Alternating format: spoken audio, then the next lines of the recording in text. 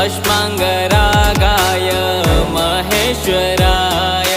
नित्याय शुद्धाय दिगम्बराय तस्मै नकाराय नमः शिवाय नित्याय शुद्धाय